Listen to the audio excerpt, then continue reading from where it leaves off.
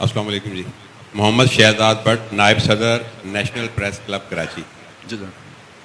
سب سے پہلے تو بڑا اہم عنوان جو ہے چنا ہے, اس وقت برننگ ایشو ہے یہ, خاص کر سوشل میڈیا پہ. یہ الگ بات ہے کہ کسی اور نام سے ہے. تو میں چاہوں گا کہ سر آپ یہ تھوڑا سا بتائیے. ایک تو دور ثانی, دور اول کی طرف تو آپ نے اپنی گفتگو میں تھوڑا اشارہ کیا, تو دور دوئم جو ہے اس کے بارے میں تھوڑی سی آگاہی مل جائے. دوسری بات یہ کہ دور ثانی ظاہر ہے مستقبل کی طرف آپ کا اشارہ ہے, تو آپ کیا سمجھتے ہیں کہ کب سے لے کے کب تک؟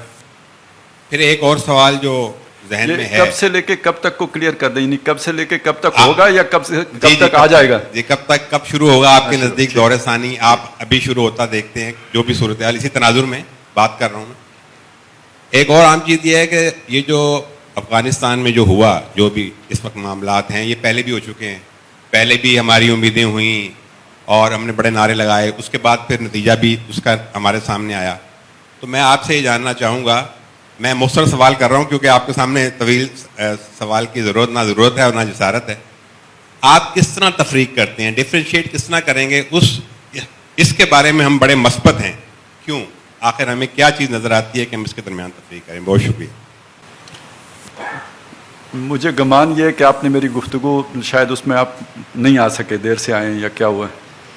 تو ویسے میں نے یہ سارے سوال ایڈریس کر دیے ہیں. اس میں جو بھی آپ نے سوالات پوچھے ہیں ان پہ میں گفتگو کر چکا ہوں, لیکن پھر بھی میں مختصراً عرض کر دیتا ہوں. میں ریورس آرڈر میں شروع کرتا ہوں, یعنی آپ نے آخری بات کی ہے وہ پہلے کہتا ہوں, وہی مجھے یاد ہے. پہلی بات تو یہ ہے کہ یہ ان سے بہت مختلف ہیں, پہلے والوں سے یہ مختلف لوگ ہیں. اور پہلی دفعہ جب یہ آئے تھے تو اس وقت یہ فیسیلیٹیٹڈ تھی, پاکستان نے بھی مدد کی تھی اور امریکہ کی بھی مدد شامل تھی. لوگ نہیں مانتے لیکن یہ بات تھی. ابھی آئے ہیں تو ہم تو کہتے ہیں جی ہم ہی تھے, لیکن ہم جو تھے ہمیں پتہ ہے ہم نہیں تھے. اور اسی طرح امریکہ کی مقابلہ کر کے 20 سال جنگ لڑ کے آئے ہیں اور اس سے سیکھ کر آئے, اور اب ان کے رویے بہت بدلے ہوئے ہیں, پہلے والے رویے ان کے نہیں ہیں. اور میں نے اس بات کا ذکر کیا ہے کہ خطرات اب بھی ہیں, ان کے لیے بھی ہیں, ہمارے لیے بھی ہیں. یہ کوئی حتمی بات نہیں ہے کہ غلبہ ہو گیا. اور یہ بات بھی میں نے کہی ہے کہ ابھی آیا گیا کچھ بھی نہیں ہے, ابھی صرف آپ کے ہاتھ میں اختیار آیا ہے. آپ کو اسلام لانے میں ابھی ایک کام کرنا پڑے گا, اور یہ بھی میں نے بتایا اس میں کہ یہ عبوری دور ہے. انہوں نے حکومت بھی جو بنائی ہے اسے عبوری حکومت کہا ہے. اور یہ بات میرے کہنے کا مطلب دو ہے کہ ہم میں سے بعض لوگ ان کے بارے میں یہ تنقید کرتے ہیں کہ انہوں نے اسلامی شرائعت کے اصولوں پر عمل کیے بغیر اپنی حکومت قائم کر دی ہے.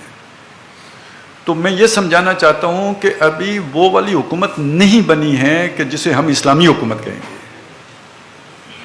یہ ایک عبوری دور ہے جو انہوں نے ٹیک اوور کیا ہے. کوئی تو ایک خلا پیدا ہوا, کوئی تو آئے گا اس کی جگہ پہ. اس عرصے میں انہوں نے وہ سارے ادارے بنانے ہیں کہ جن کے نتیجے میں ایک اسلامی حکومت بنے گی. تو یہ ایک ٹرانزیکشن پیریڈ ہے کہ جس سے وہ گزر رہے ہیں. ابھی ہم اسے کوئی پرفیکٹ اسلامک اسٹیٹ نہیں کہہ سکتے.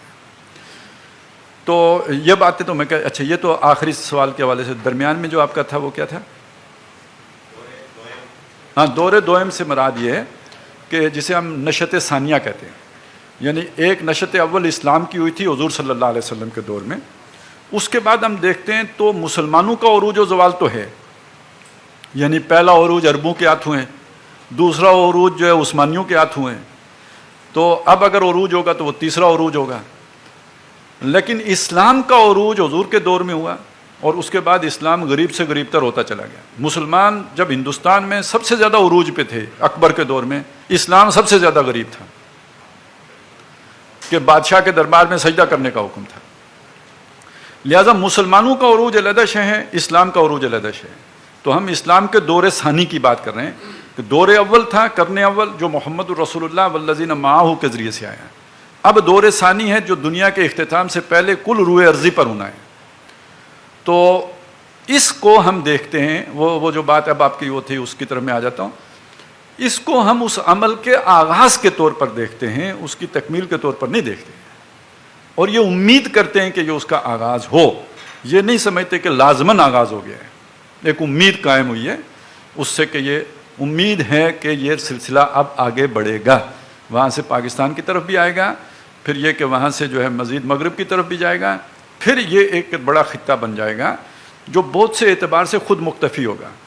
ہمارے پاس فوج بھی ہے، ایٹمی ٹیکنالوجی بھی ہے، میزائل ٹیکنالوجی بھی ہے، اور یہ اس پورے خطے کے وسائل کو اگر جمع کر لیں تو پابندیاں پھر اثر انداز نہیں ہو سکتی.